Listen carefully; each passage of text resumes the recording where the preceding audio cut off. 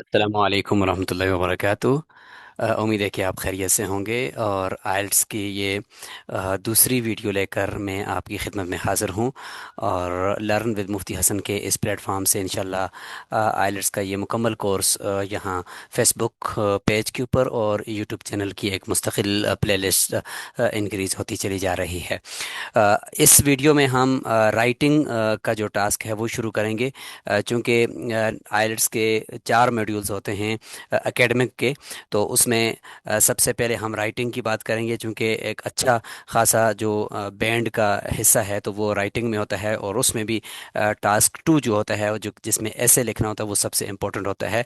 तो आज की वीडियो में हम तो टास्क 1 पे बात करेंगे कि जो कि पाई चार्ट है या बार चार्ट है या लाइन ग्राफ है। तो हम उनको एक्सप्लेन करने का मुकम्मल तरीका जो कि आइलेट्स के उसूलों के मुताबिक होता है वो सीखेंगे। और मुस्तनद जो वेबसाइट्स हैं वहाँ से डाटा लेकर ये जो मेरा आप बैकग्राउंड पे देख रहे हैं, तो इस को एक वेब पेज के अंदर मैंने तैयार किया है। और ये वेब पेज का लिंक भी मैं आपको दे देता हूँ। आप जब भी अपने मोबाइल से या लैपटॉप से खोलेंगे तो आपके सामने इसके ये सारे पेजेस आ रहे होंगे। जैसे कि मैंने यहाँ पे इसको तैयार किया है कि एकेडमिक का जो टास्क 1 है उसको आपने किस तरह से लिखना है, और उसके अंदर जो टाइमिंग होती है वो क्या होती है, और उसूल ज़वाबित क्या होते हैं। तो ये सारी चीज़ों पे इंशाल्लाह हम अभी बात करने लगे हैं।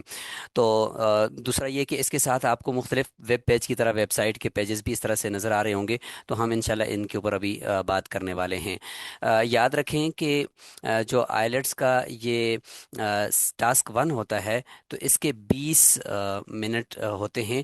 और 20 मिनट्स के अंदर अंदर आपने कोई एक वहाँ पे पाई चार्ट या बार चार्ट या लाइन ग्राफ या चार्ट दिया होता है, उसको एक्सप्लेन करना होता है। और उसके डेटा को आपने टोटल 3 पैराग्राफ्स के अंदर बताना होता है, जिसमें पहला पैराग्राफ जो होता है वो इंट्रोडक्शन का, उसमें एक आध जुमला होता है। और उसमें ओवरऑल एक जुमला होता है जो कि पूरे ग्राफ की समरी दे रहा होता है। और फिर उसके बाद नीचे 2 पैराग्राफ या एक पैराग्राफ आप करें, वरना 2 करें तो ज़्यादा बेहतर है, तो जिनमें आपने उसके जो ट्रेंड्स हैं उनको बताना होता है। तो हम एक एक चीज़ को हम यहाँ पे अभी करके आपको दिखाएंगे। और हम आपको बताएंगे कि किस तरह से आपने इसको करना है। और जो जो आप में से बिगिनर्स हैं, यानी उनको इंग्लिश लिखनी नहीं आती, तो वो तो कोशिश ये करें कि जो जो मैं यहाँ पे आपको एक्सरसाइज दूंगा तो आप उनको ना मेनवान इसी तरीके से एज इट इज़ आप उसको लिखते चले जाएं। इससे आपकी राइटिंग बेहतर होगी। और लिखते जाएं हैंड राइटिंग के साथ। और कमेंट बॉक्स के अंदर फेसबुक के आप देते मुझे जाएं, इंशाल्लाह मैं उसके अंदर आपको इंग्लिश की जो राइटिंग है उसको भी बेहतर करने की कोशिश करूंगा। और इसके साथ साथ आपके जो लिखने का जो अंदाज है इस टास्क 1 को, उसको भी इंशाल्लाह फीडबैक के ज़रिए से बेहतर करते चले जाएंगे। और अगर आप में से जो प्रोफेशनल्स हैं, यानी वो राइटिंग का उनका कोई इशू नहीं है, तो वो फिर अगले लेवल की फौरी तौर पे इंशाल्लाह उसको सीख जाएंगे, जो भी उनको प्रैक्टिस दी जाएगी और जो भी उनको फॉर्मेट बताया जाएगा। क्योंकि फॉर्मेट जो है वो सबसे ज़्यादा इम्पोर्टेंट है, इसका ख्याल रखना इंतहाई ज़रूरी है।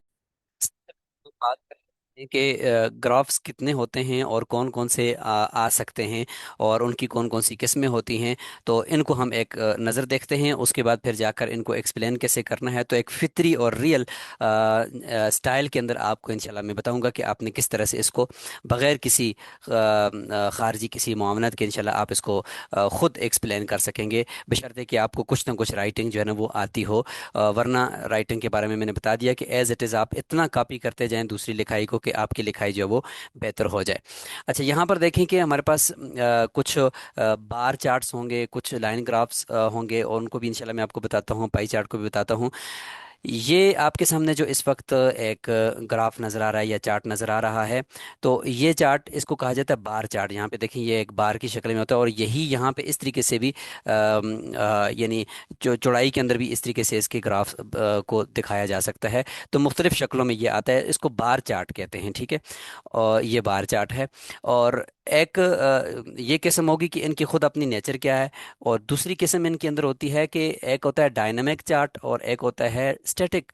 डायनामिक के अंदर चूंकि वो मुतहरक है, यानी उसके अंदर वक्त और तारीख का जो तयन है वो होता है। अब यहाँ पे अगर आप देखें तो ये कौन सा बार चार्ट है? यानी एक तो ये कि इनकी अपनी किस्में होती हैं, और एक है कि वक्त और तारीख के तयन के अतबार से किस्में दो होती हैं, एक है डायनामिक, एक है स्टैटिक। तो डायनामिक है या ये स्टैटिक है, अगर आप देखें तो ये यहाँ पे कोई इसके अंदर तारीख का तयन यहाँ पे नज़र नहीं आ रहा। यहाँ पे ये अगर देखें, और इधर सिर्फ ये नंबर्स की फॉर्म में है, और यहाँ पे ये मुख्तलिफ प्रोडक्ट्स हैं, यहाँ पे किसी किस्म का कोई साल नहीं लिखा हुआ। तो इसका मतलब ये है कि ये स्टैटिक बार चार्ट है। तो आप यहाँ पे लिख रहे होंगे कि this is the static bar chart illustrates that. तो यूं करके आपने इसको एक्सप्लेन करना होगा। इसी के साथ हमारे पास यहाँ पे ये है लाइन ग्राफ, और इसको लाइन चार्ट कहते हैं। यहाँ पे अगर आप देखें तो ये लाइन जो चार्ट है, ये इस वक्त डायनामिक है, क्योंकि इसके अंदर बाकायदा से यहाँ पे देखें साल का तयन किया गया है, और तारीख का इसमें तयन है। तो ये जो लाइन ग्राफ है या लाइन चार्ट है, ये डायनामिक है। इसी तरीके से हमारे साथ ये इस वक्त आपको पाई चार्ट नज़र आ रहा है, और ये भी इस वक्त डायनामिक है, क्योंकि यहाँ पे इसके दो नज़र आ रहे हैं, एक 2003 का और एक 2013 का। तो इसमें भी तारीख का और साल का तयन है। और ये जो पाई चार्ट है, ये पाई चार्ट स्टैटिक है, यहाँ पे किसी किस्म की इसके साथ कोई तारीख नहीं है। और ये जो बार चार्ट है, ये डायनामिक है, क्योंकि इसमें देखें 1992 से लेकर 2000 तक का एक ग्राफ बताया गया है। और ये जो लाइन ग्राफ है, ये डायनामिक है। पहले हमने स्टैटिक बताया था, क्योंकि उसमें तारीख नहीं थी, और इसमें देखें ये तारीखें हैं। तो ये आपको कुल तीन ग्राफ नज़र आ गए, लाइन, पाई और बार। और फिर उसकी दो किस्में, हर एक की या तो डायनेमिक होगा, उसमें तारीख और वक्त का तयन होगा, या फिर यह है कि वो स्टैटिक होगा, यानी उसमें किसी किस्म की कोई तारीख या वक्त का तयन नहीं होगा। अब किसी भी एक को लेते हैं, जैसे कि ये मेरे सामने इस वक्त है। तो जब आपके सामने ये आएगा, तो वहाँ पे सवाल की शक्ल में यूँ लिखा होगा कि ये ग्राफ है, ये इसकी शक्ल वहाँ पे दिखाई गई होगी, और ऊपर लिखा होगा कि ये जो लाइन डायनेमिक ग्राफ है, तो ये बता रहा है कि ओबेसिटी का रेट उम्र के एतबार से पूरी दुनिया में क्या चल रहा है। या तो किसी कंट्री का मसला बताया होगा, या फिर यह है कि किसी ख़ास दो चार मुल्कों का बताया होगा, या फिर ये कि पूरी दुनिया का होगा। तो यहाँ पर ये एक यूँ कह लें कि किसी कंट्री का तयन इसमें नहीं है। तो ओबेसिटी रेट है कि पूरी दुनिया में परसेंटेज के एतबार से ये ग्राफ हमें बता रहा है। तो सबसे पहले लिखाई शुरू करने से भी पहले आपको ये पता होना चाहिए कि ये जो डायग्राम है या ये जो ग्राफ है, ये क्या असल में बताना चाह रहा है। तो आपने इसके दाएं बाएं इन सारी चीज़ों को अपने पास नोट कर लेना है। उनमें से सबसे पहली चीज़ आपको यहाँ पे नज़र आ रही है, ये उसका टाइटल। और टाइटल में अगर आप देखें तो ये ओबेसिटी रेट बाय एज, यानी उम्र के एतबार से ये ओबेसिटी यानी मोटापे के हवाले से बात करेगा। और यहाँ तक आपको क्लियर हो गया कि अच्छा ये मोटापे के बारे में बात कर रहा है। तो टाइटल से आपको ये चीज़ समझ आ जाती है। उसके बाद कुछ यहाँ पे नंबर्स हैं, कुछ यहाँ पे हैं, कुछ यहाँ पे हैं, और ये जो लाइनें हैं, ये भी चारों अलग अलग किस्म की हैं। तो आपको ये सब अपने दिमाग में बिठाना होगा। फिर लिखने का मसला कोई नहीं, लिखेंगे आप 10 मिनट में। अगर 10 मिनट में भी आप इसको समझ जाते हैं, 10 मिनट लगा लेते हैं, तो आपके जहन में पूरा नक्शा बन जाएगा कि यहाँ पे ट्रेंड क्या चल रहा है। फिर वहाँ पे आप लिखना आपके लिए आसान हो जाएगा। अब यहाँ पे पहले ये समझें कि ये मुख्तलिफ चारों लाइनों के अपने अपने स्टाइल क्यों हैं। तो इसमें आपको बता रहा है कि भाई 18 से लेकर 29 तक की जो उम्र है, वो ये दिखाई गई है, ये दिखाई गई है, यहाँ देखें। और 30 से लेकर 44 तक वो ये दिखाई गई है, यूं। और 45 से 64 की जो उम्र है, वो ये बीच में दिखाई गई है, ये बिल्कुल ब्लैक लाइन है। और 65 से 74 के बीच में जो उम्र है, वो इसी के साथ, ये ब्लैक के साथ साथ ये चल रही है, और यहाँ से आकर वो यूं दिखाई गई है। तो ये आपको क्लियर हो गया कि ये उम्रों के एतबार से ये लाइनों के मुख्तलिफ स्टाइल हैं। अच्छा, यहाँ नीचे अगर आप देखें तो ये ईयर्स हैं, यानी आपको साल नज़र आ रहे हैं कि 1971 से लेकर 2005 तक की रिसर्च बता रहा है ये ग्राफ, इससे बाहर नहीं है। तो लिहाजा ये भी आपको पता चल गया कि 1971 से लेकर 2005 तक है, यानी कम अज़ कम 34 साल के राउंड अबाउट ये जो रिसर्च है, ये आपको बता रहा है। यहाँ पर परसेंटेज है कि कितने परसेंट मोटापा किस साल में हुआ। तो अब यहाँ से अगर आप देखें तो ये स्टार्ट मसलन 5% से अगर हो रहा है, ये 18 से 29 साल वाली उम्र के लोगों का मोटापा, 1971 में ये 5 और 10 के दरमियान में है। तो अब एग्जैक्ट आपको भी नहीं पता कि ये 6 है, 7 है, 8 है। तो इसको अप्रोक्सीमेटली या ऑलमोस्ट 9 या ऑलमोस्ट 8, अगर 10 के ये करीब होगा तो आप उसको कह रहे होंगे कि ऑलमोस्ट 10, और अगर ज़्यादा नीचे है तो आप उसको कह रहे होंगे अप्रोक्सीमेटली 10 या 9। यूं करके आपने इसको एक्सप्लेन करना है, क्योंकि एग्जैक्ट यहाँ पे कोई नंबर आपको ये शो नहीं कर रहा। तो ये बिल्कुल देखें 1971 से ये आया है, बिल्कुल ये स्टैटिक है और बिल्कुल स्ट्रेट है, और कहीं पे भी ये मोटापे के अंदर इजाफा नहीं हो रहा 1976 तक। ये 1976 के बराबर में कोई भी इजाफा नहीं हो रहा।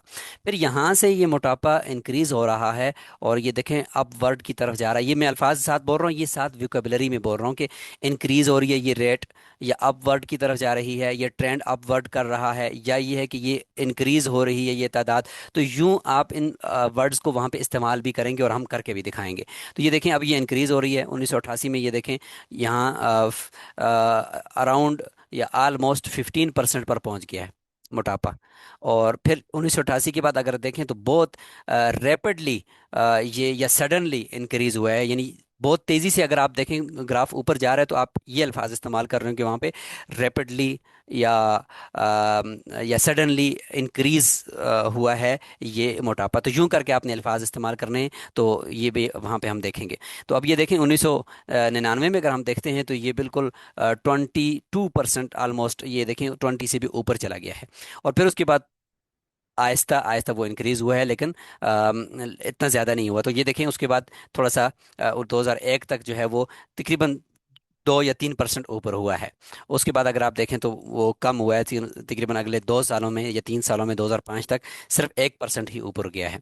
तो अब ये देखिए मैंने जितना एक्सप्लेन किया सिर्फ एक 18 से 29 साल की उम्र के लोगों का मोटापा या ओबेसिटी, तो उसको देखें मैंने किस तरह से किया है। अब ये इस तरीके से आपको बताएगा। इसी तरीके से अगर हम देखते हैं कि 30 से 44 साल की उम्र, तो 15 से वो स्टार्ट होता है, यानी 15% वो मोटापा 1971 में था, लेकिन 76 तक वो उसमें कोई इजाफा नहीं हुआ। उसके बाद देखें 88 99, तो ये 76 से लेकर 99 तक ये रैपिडली इंक्रीज हुआ है और बहुत तेज़ी से बढ़ा है, और यहाँ जाकर ये बिल्कुल 30% पर पहुँच गया है 1999 में। और फिर उसके बाद थोड़ा सा डिक्रीज भी हुआ है, यहाँ पे डिक्रीज का मतलब डिक्लाइन उसके अंदर आया है, डिक्रीज वो हुआ है।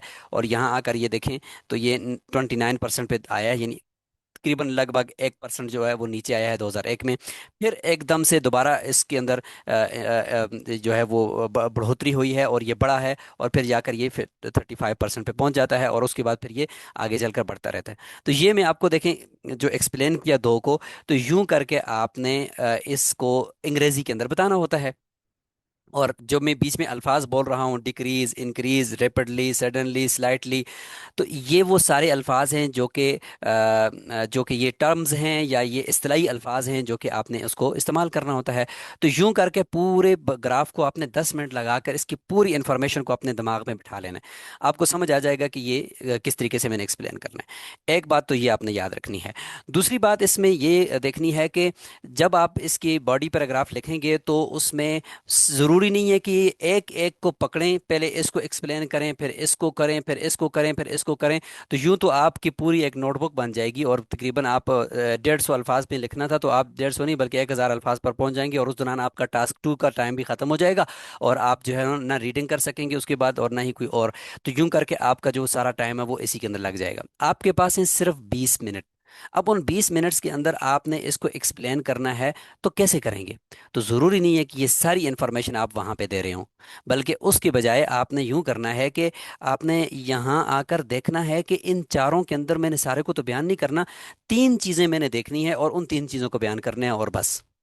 नंबर एक, सिमिलरिटीज, कि आप ये देखें कि इसमें कौन कौन से आपस में बराबर डिक्रीज हो रहे हैं या इंक्रीज हो रहे हैं।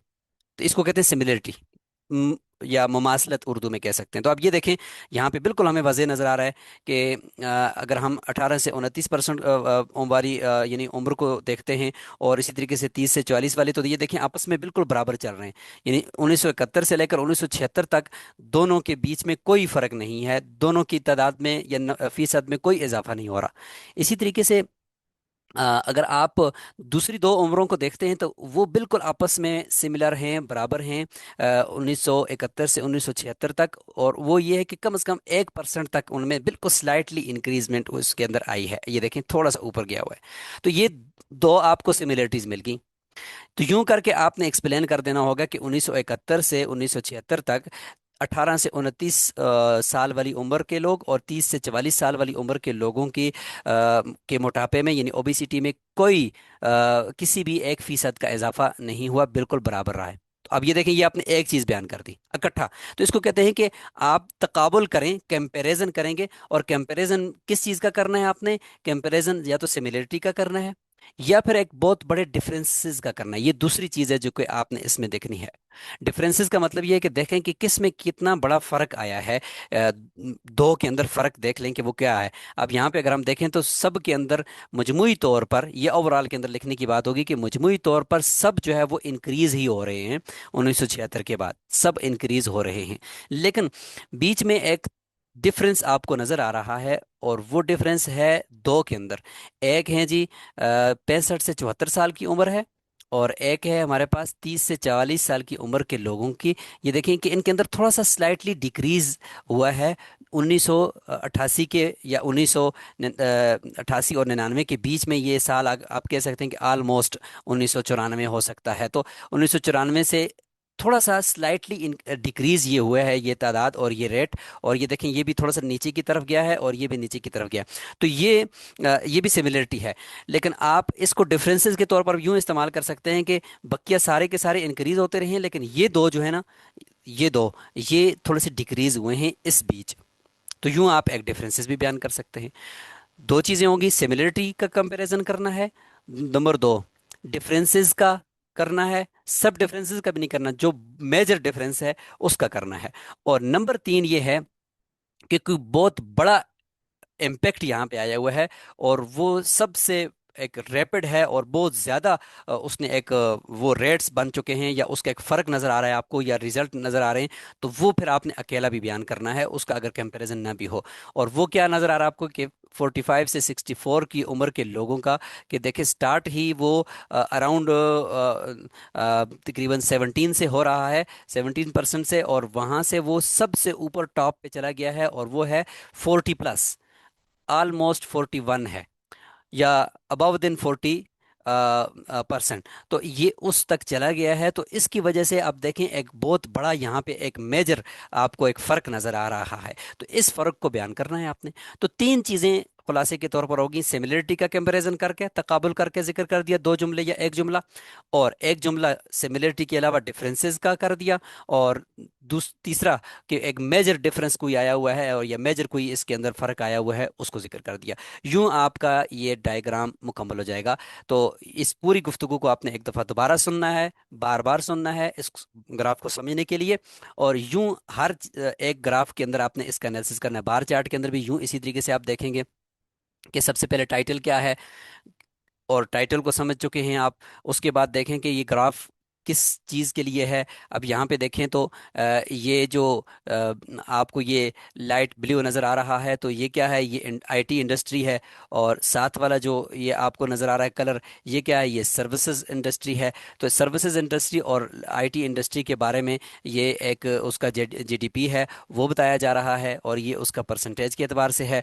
तो यूं करके आप इस पूरे को पहले समझेंगे। उसके बाद जब आप लिखने बैठेंगे तो फिर आप लिखते हुए परसेंटेज को सामने रखते हुए भी लिख सकते हैं, और साल और तारीख के एतबार से भी आप स्टार्ट कर सकते हैं। लेकिन वही तीन चीज़ें, सिमिलरिटीज़ का कंपैरिजन, या डिफरेंसेस का कंपैरिजन, या फिर ये है कि आप उसका मेजर जो डिफरेंस है उसका। अब यहाँ पे आपको मेजर डिफरेंस नज़र आ रहा है, ये देखें सबसे टॉप पे ये ना 14+ जो है, ये देखें सन 2000 के अंदर ये आईटी इंडस्ट्री का जीडीपी आपको बताया जा रहा है।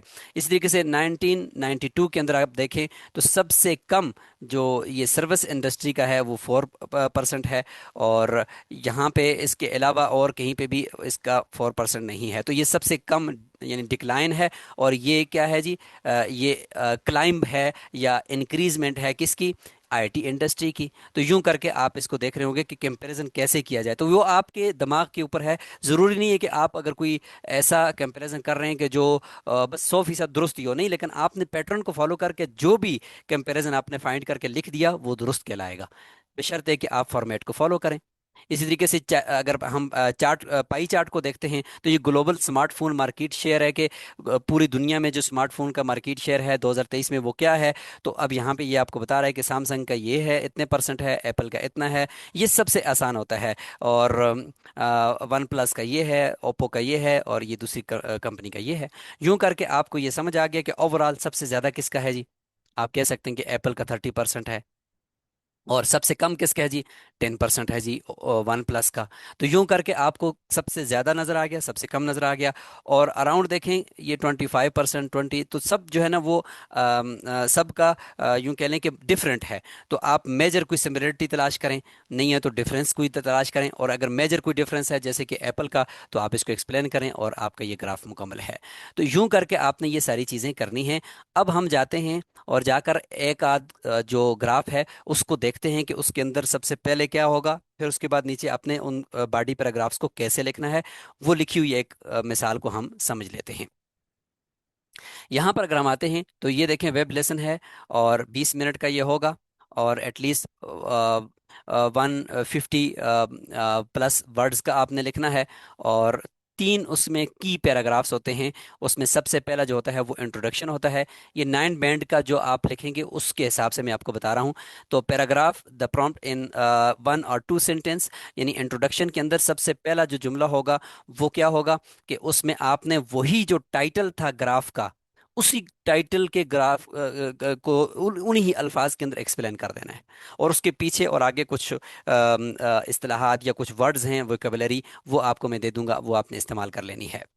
और आपने बयान करना है यही पूरे पैराग्राफ के अंदर जो मजमूई तौर पर चीज़ें हैं, वो आपने उसमें उस पहले जुमले के अंदर, बेशक वो जुमला लंबा हो जाए, जिक्र कर देनी है। और इसकी मिसाल हम यहाँ पे अभी आपको दिखाने वाले हैं। और उसके बाद दूसरा जो पैराग्राफ है, वो पैराग्राफ भी एक जुमले का होगा, छोटा सा होगा, एक जुमले का होगा, और वो होगा ओवरऑल पूरा जो ग्राफ है इसमें मेजर क्या डिक्लाइन हुआ है, या कोई मेजर डिफरेंस, या टॉप पे कोई चीज़ चली गई है, उसका जिक्र कर दें। मसलन जनरल ओवरव्यू आपने देना है और हाईलाइट करना है कि ओवरऑल ट्रेंड इसमें क्या है, वो एक ही जुमले का होगा। तो एक जुमले का इंट्रोडक्शन बेशक बड़ा सा जुमला होगा, उसमें तारीख का अगर है तो तारीख, यानी डायनेमिक के अंदर तारीख भी होगी। उसमें दिन का तयन है तो दिन भी होगा, मुल्कों का है तो उन तीनों मुल्कों का भी जिक्र होगा, चारों मुल्कों का जिक्र होगा। और उसमें जो परसेंटेज है उस परसेंटेज के एतबार से भी उसको आप जिक्र करेंगे। अभी हम उसको देखने लगे हैं। और तीसरा जो बॉडी पैराग्राफ होता है, इसको आप दो हिस्से भी कर सकते हैं, और दो पैराग्राफ भी बना सकते हैं। कोशिश करेंगे दो बनाएं, एक में इंक्रीजिंग यानी सिमिलरिटी बता दें, दूसरे में जो है ना वो आप डिफरेंस बता दें, और यूं करके आप कर सकते हैं। तो इसमें आपने ग्रुप डिटेल होती है, और लॉजिकली अपने दिमाग से ही सोचकर उसका जो ट्रेंड है वो आपने बयान करना होता है। अब आते हैं एक मिसाल देखते हैं। ये एक हाउस होल्ड रिसाइकलिंग रेट्स है 2005 से 2015 की, 3 मुल्कों में। अब ये देखें, हाउस होल्ड रिसाइकलिंग यानी घरेलू इलाकाई जो घरेलू रिसाइकलिंग रेट है चीज़ों को रिसाइकल करने की, तो वो 2005 से 2015 तक की जो टोटल है वो आपको बताया जा रहा है कि 2005 से 2015 में ये जो लाइन है ये क्या है, फ्रांस की है, और ये वाली यूके की है, और ये जो डॉट्स वाली है ये जर्मनी की है। फ्रांस, यूके और जर्मनी। अब आपको देखें कंसेप्ट क्लियर हो गया। ये ऊपर टाइटल है, यही टाइटल आपका इंट्रोडक्शन का पहला जुमले के अंदर इस्तेमाल होगा। और यूं कह सकते होंगे कि दिस लाइन चार्ट illustrate या shows या give informations about the household recycling rates in या from 2005 to 2015 in 3 different countries. यूं करके आपका ये इंट्रोडक्शन मुकम्मल हो जाता है। तो बिल्कुल इजीली, ना बहुत ज़्यादा उसमें कोई इंग्लिश मारने की ज़रूरत है, बल्कि आपने बिल्कुल इसको सिंपल रखना है। जितना सिंपल रखेंगे, फॉर्मेट को फॉलो करेंगे, इतना आपका ये बेस्ट बनेगा। तो यूं करके आप देखें, और इसमें परसेंटेज है ये, और ये सालों के एतबार से ये डायनामिक है लाइन ग्राफ, इसमें तारीख का तयन है, और ये आपको नज़र आ गया। अब आप यहाँ पे लिखने से पहले थोड़ा सा गौर करें कि मेजर इसमें क्या हुआ है। तो अगर आप यहाँ पे देखते हैं जर्मनी और यूके को, तो ये स्लाइटली इंक्रीज हो रहे हैं, स्लाइटली, यानी जर्मनी जो है वो तकरीबन 10% या तकरीबन 12%, यानी कि 20 से नीचे है, इससे स्टार्ट होता है और ऊपर को जा रहा है, लेकिन बहुत स्लाइटली जा रहा है, और तकरीबन ये अराउंड 50% के करीब चला गया है। और इसी तरीके से यूके का भी रिसाइकलिंग रेट ऊपर चला गया। लेकिन जो मेजर डिफरेंस है वो ये है कि फ्रांस का, कि 40+% से डिक्लाइन उसके अंदर आया है, और डाउनवर्ड ट्रेंड उसका चला है, और तकरीबन 2009 से 2013 के बीच में ये आया है, और ये बिल्कुल नीचे तकरीबन 20+ से भी नीचे वो चला गया है, और फिर वहां से उसको थोड़ा सा स्लाइटली इंक्रीजमेंट मिली है, और अपवर्ड ट्रेंड उसका चला है, और वो 2015 में जाकर थोड़ा सा ऊपर चला गया। तो यूं करके आपने इसको इस तरह एक्सप्लेन करना है। अब देखें कि इन्होंने इसको किस तरीके से बयान किया है। ये मिसाल आपके सामने यहाँ पे आ रही है। अब देखिए इन्होंने किस तरीके से, ये टाइटल है, इस तरीके से टाइटल आपके सामने भी आएगा, और ये तफसीली टाइटल सिंपली आपका ये इंट्रोडक्शन है। अभी देखें, इसने कहा है कि the line graph below shows the house hold recycling rates in 3 different countries between 2005 and, between भी कह सकते थे, या फ्राम 2005 टू 2015, तो इन्होंने बिटवीन का लफ्ज़ इस्तेमाल कर दिया। अब आगे आपको सवाल इस तरीके से आएगा कि summarise the information by selecting and reporting the main features and make comparison where relevant. तो यूं आपके सामने इस तरीके से आएगा कि इसको ज़रा समराइज करें, और ज़रा इंफॉर्मेशन दे कि ये किस तरीके से ये ग्राफ हमें बता रहा है। तो देखें, एक जुमले के अंदर उन्होंने इंट्रोडक्शन लिखा है, द लाइन ग्राफ, आप इसमें ये भी लिख सकते हैं, द लाइन डायनेमिक ग्राफ या द लाइन चार्ट इलुस्ट्रेट्स, ये एक पूरा एक ये टर्म है, इसको आपने याद कर लेना है। इस जगह पे आप कह सकते हैं शोज देट, इस जगह पे आप कह सकते हैं गिव्स इंफॉर्मेशन अबाउट देट, यूं करके ये सारे अल्फाज इस जगह पे वोकेबलरी के इस्तेमाल होंगे। हमने साथ वोकेबलरी आपको दे दी है। क्या इस्तेमाल करते हैं, the regional household recycling rates in the UK, France and Germany from 2005 to 2015। ये पूरा एक जुमला है। आप देखें, इसमें बहुत ज़्यादा इंग्लिश की कोई ज़रूरत नहीं है, आपको उसी टाइटल को ही उन्होंने रीफाइन कर दिया है। उसके बाद ओवरऑल को अगर आप देखें, तो ओवरऑल के अंदर आप देखें, एक अलग लाइन के अंदर आपने ओवरऑल लिखकर यूं ही ओवरऑल लिखना है, और उसके बाद देखें the recycling rates of the UK and Germany showed the steady, ये एक और लफ्ज steady but significant rise, rise वही इंक्रीज जिसको मैं कह रहा था, या अपवर्ड ट्रेंड कह रहा था, तो उस जगह पे एक लफ्ज इन्होंने इस्तेमाल किया राइज, यानी ऊपर की तरफ गया है, ओवर द पीरियड, पूरे इस दौरानिए में। While the percentage of recycled waste in France experienced a downward trend, ये डाउनवर्ड यानी नीचे की तरफ वो आया है। अब ये आपको दो पैराग्राफ यानी छोटे छोटे आगे, अब नीचे दो भी बना सकते हैं और एक ही पैराग्राफ में भी सारा एक्सप्लेन कर सकते हैं, आपको इख्तियार है। तो यहाँ पे देखें, तीसरे पैराग्राफ बॉडी पैराग्राफ है, और अब इसमें आप डिटेल देने लगे हो, और इन्होंने साल के एतबार से डिटेल दी है। आप यूं भी कह सकते हो कि जर्मनी और यूके को एक साथ करके, और इस एतबार से आप लिखना शुरू कर दो।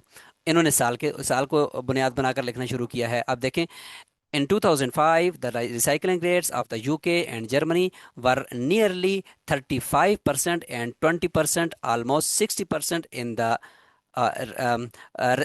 20% respectively।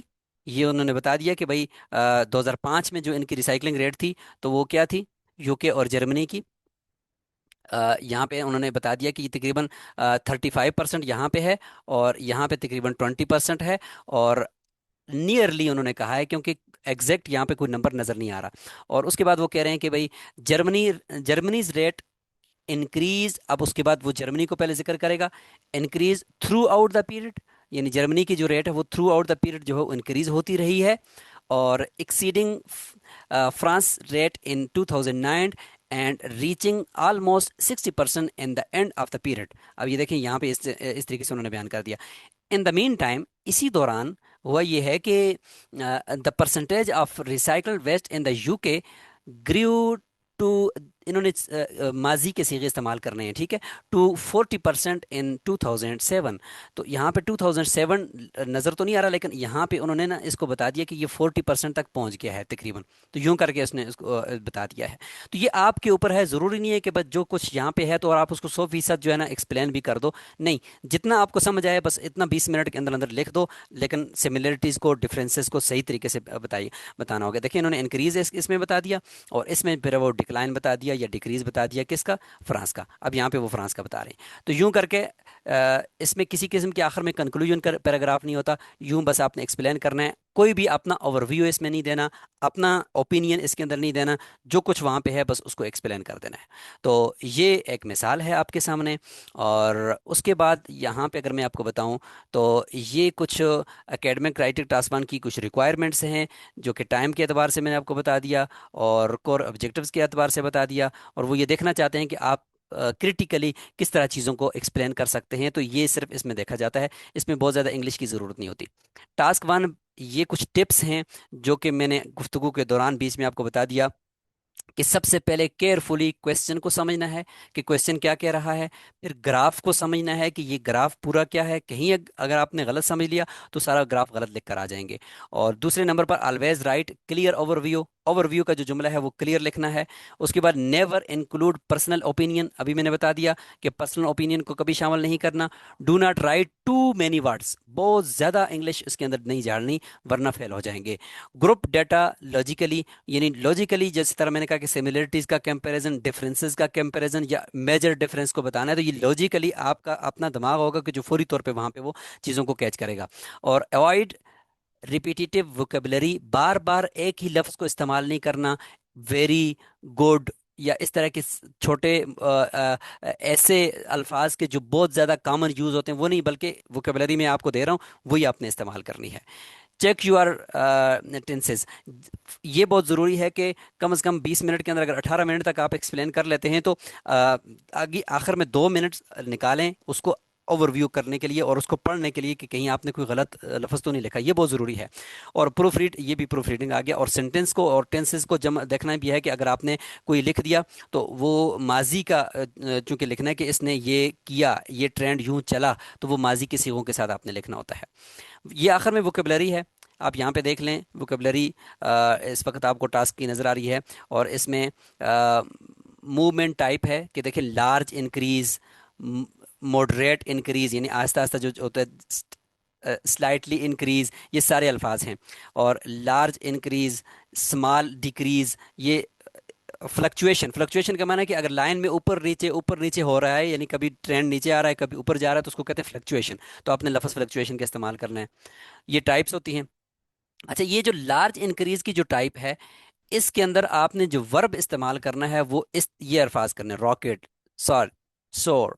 और नाउन अगर इस्तेमाल करने हैं तो ये है ए के साथ, ए ड्रामेटिकली राइज या ड्रामेटिक राइज। अच्छा, इस तरीके से अगर आपने मॉडरेट इंक्रीज बताना है, आहिस्ता आहिस्ता इंक्रीजमेंट बतानी है, तो ग्रो लफ्ज जो वर्ब आपसे इस्तेमाल करना है, इंक्रीज, राइज। और अगर नाउन्स इस्तेमाल करने हैं तो a growth, an upward trend. Adjective इस्तेमाल करना है अगर आपने तो ये देखिए स्टीडी, ग्रेजुअल, मोडेस्ट। और इस तरीके से एडवर्ब अगर इस्तेमाल करना है, ड्रामेटिकली, शार्पली। तो यूं देखें ये मूवमेंट्स हैं, इनके अंदर आपने कौन कौन से अल्फाज, नाउन और या वर्ब ये इस्तेमाल करने हैं। तो जो मैं आपको एग्जांपल अभी दे रहा हूँ और कुछ और भी मैं एग्जांपल्स आपको दूंगा, तो आपने उनको सामने रखते हुए या लिखी लिखाई जितनी भी वो हैं उसी तरह के अल्फाज के साथ आपने 2 4 मरतबा उसी लाइन ग्राफ को जो अभी मैंने बताया उसी को ही एक्सप्लेन करना है। और फिर जब आप की मश्क हो जाए तो फिर 2 3 और भी आप गूगल से उठाकर उनको सामने रखते हुए उनको एक्सप्लेन करके तो उनकी मश्क करके मुझे भेज दीजिएगा। अच्छा, ये तो था अब तक का जो सारे का सारा यहाँ आइल्स अप की इस जगह से लिया है। और ये देखें टास्क वन की है, इसका ये सिंपल वन ये पड़ा हुआ है, सिंपल टू ये पड़ा हुआ है, सिंपल थ्री ये है, सिंपल फोर ये है। इसका मैं लिंक देता हूँ कि सारी प्रैक्टिस का जितना भी आपके पास कंटेंट होना चाहिए वो यहाँ पे पड़ा हुआ है राइटिंग टास्क वन के इस जगह पे। और यहाँ आकर इन सिंपल्स को आप क्लिक करें और यहाँ जो इन्होंने जिस तरतीब से रखा हुआ है इनको एज इट इज़ आपने आकर पढ़ भी लें। और यहाँ देखें ये इन्होंने ना एक तरतीब से ओवरऑल का जुमला भी और दूसरा भी और ये आखिर में 2 अल्फाज भी, ये देखें ये इस तरीके से एक्सप्लेन कर दिया है। और इसको एक्सप्लेन किया यानी इस ग्राफ को, तो इसको समझे कि इन्होंने कैसे एक्सप्लेन किया है। और यहीं से एक्सरसाइज के अंदर आप चले जाएंगे तो ये राइटिंग की एक्सरसाइज है, वहाँ से आप मजीद सिंपल लेकर भी इस्तेमाल कर सकते हैं। और इधर से देखें नेक्स्ट सिंपल पे आप जा सकते हैं क्लिक करके, तो ये सारे सिंपल्स यहाँ पे पड़े हुए हैं। एज इट इज़ इसको लिखने की मशक करें, जब आपको समझ आ जाएगा तो फिर आप एक अपने तौर पर भी लिख दीजिएगा।